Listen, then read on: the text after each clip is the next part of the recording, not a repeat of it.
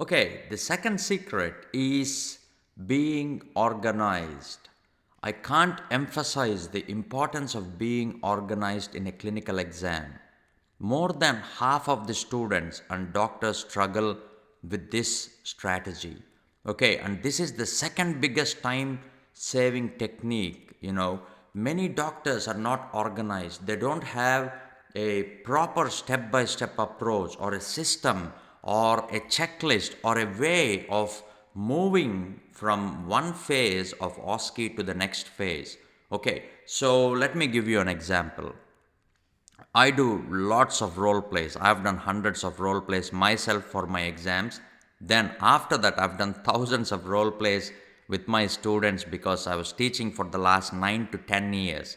Okay, even when I was preparing for the clinical exam, I was so passionate. So, I was teaching my role players, my friends, they all smashed the clinical exam as well. Okay, so what I've noticed is doctors jump from one phase of history to the other phase of history. You need to have a smooth transition. That's a big difference. When the examiner is listening to you or the patient is listening to you, you need to have that smooth transition. Okay, let me give you the strategy I usually follow. I usually start with introduction. I introduce myself. Then I build rapport with the patient. Then I need to offer empathy. Then I try to build that bond and trust with the patient. This is the first phase is introduction. Second phase is building rapport with my patient. Third is asking open-ended questions. Then I use my mnemonic direction. It's a strategy which I teach in another course, the OSCE formula, where I get history in a step-by-step manner. Then I move on to the next phase, which is consent.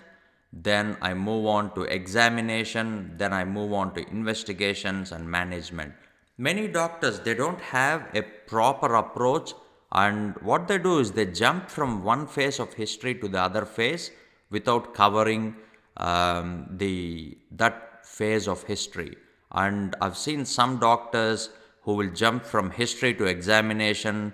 From examination, they will jump back to history. They'll say, "Oh, I forgot to ask this, Mr. Smith. When did you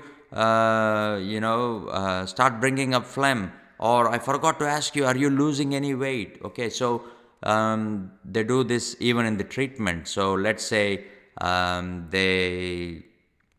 they're talking about a patient with shortness of breath. Okay, so they go on to the management. Finally, they decide this shortness of breath is not lungs related, not something like a respiratory cause like a pneumonia or anything to do with lungs or upper respiratory infections or anything like that. And they think if it's something to do with heart failure. Okay, so then they come back saying, "Oh, forgot to ask you a few questions. Do you have problem when you lie down flat? Do you have to wake up in the middle of night feeling short of breath?" Okay, so don't do that. The key is have a smooth transition. Once you are in history, focus on history only. If you forget, there is no harm. You can always come back and actually you can ask the questions, but try not to make it a habit. Try to have a system, try to have an approach where you don't jump from one bit of the OSCE to the other bit, and even if you jump, make sure you do it in a proper way, where ask it in a way where the examiner or the patient is not too much worried about you jumping back. Okay, and if you do it once, I think the examiner doesn't care. But if you do it again and again, and if the examiner thinks that you don't have a proper approach, then you will be in trouble. The big reason why people do this mistake is because they are under pressure, they are under stress, they are thinking about time, they are thinking they are not able to finish the station on time, they are worried about missing a diagnosis. How you will get a good approach on being organized is by having more clarity. And how you get clarity is by doing lots of role plays. And make sure you have a structure. Write down your structure first.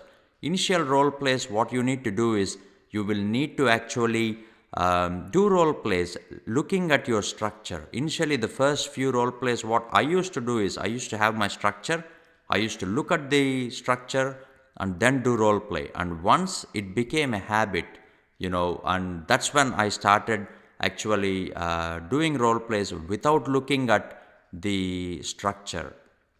That's very, very important. You need to do at least 90 role plays, okay, for you to actually master a technique or master a structure.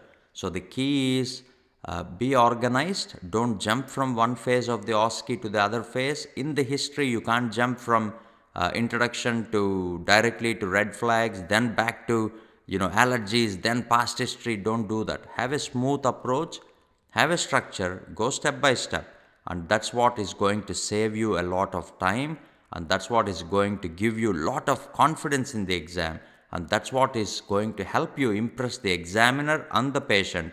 And this is the key.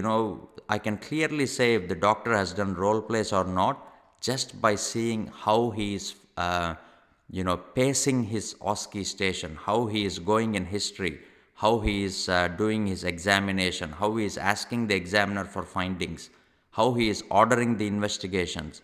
Okay, so make sure you have that structured approach, and that's the key, and that will save a lot of time in your exam.